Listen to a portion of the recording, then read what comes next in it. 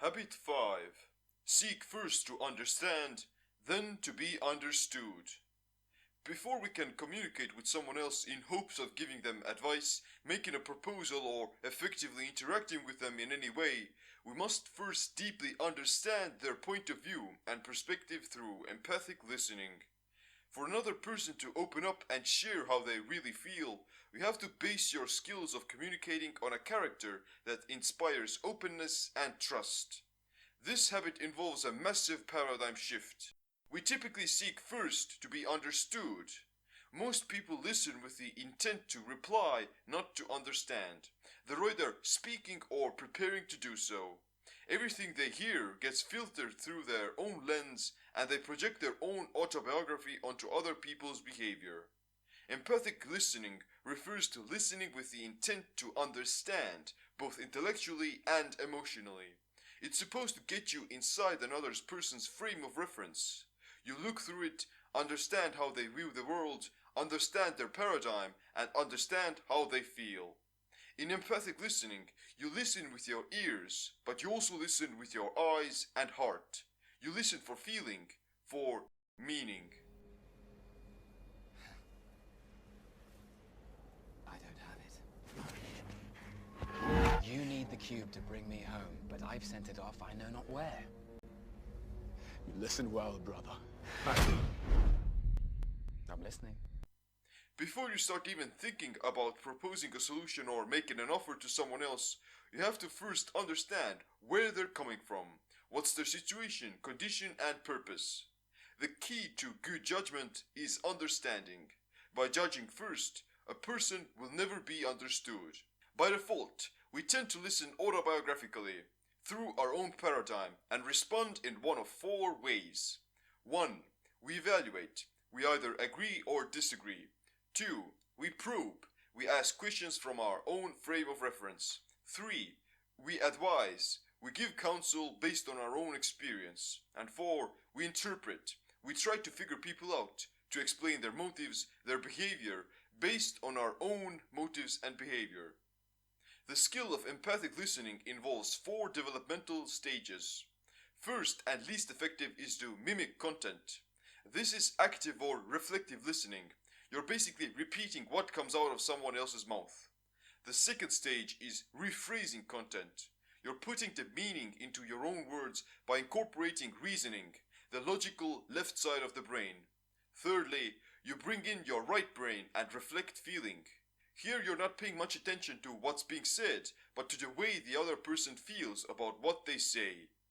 The fourth stage includes both the second and third. You rephrase the content and reflect the feeling. By using both sides of your brain, you're understanding both sides of the communication. Authentically listening and seeking to understand helps the other person work through their own thoughts and feelings. This develops trust and makes any barriers of communication disappear.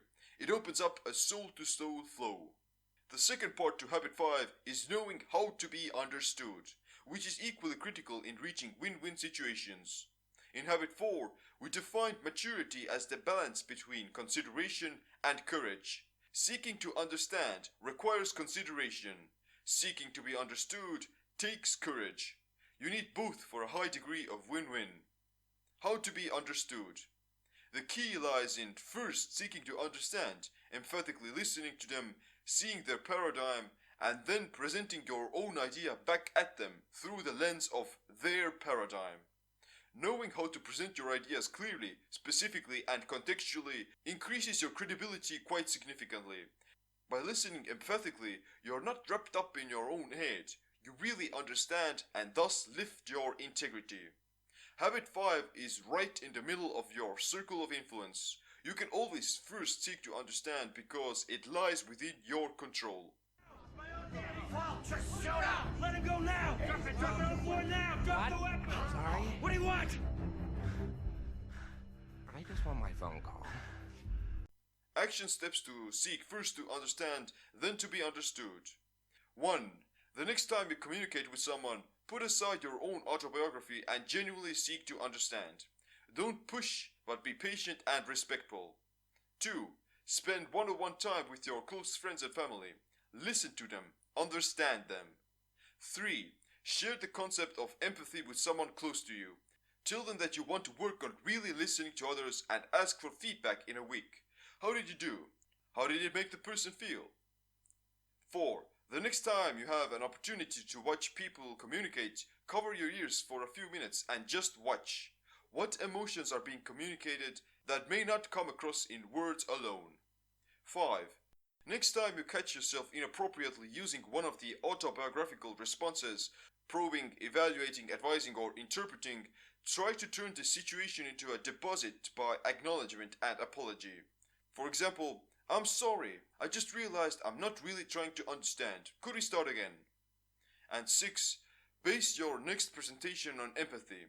Describe the other point of view as well as or better than its proponents. Then seek to have your point understood from their frame of reference. Thanks for watching this video. My name is Seem. Make sure to like and subscribe for the other habits. Would step back from that ledge, my friend. I could cut down all the lies you've been living in. And if you never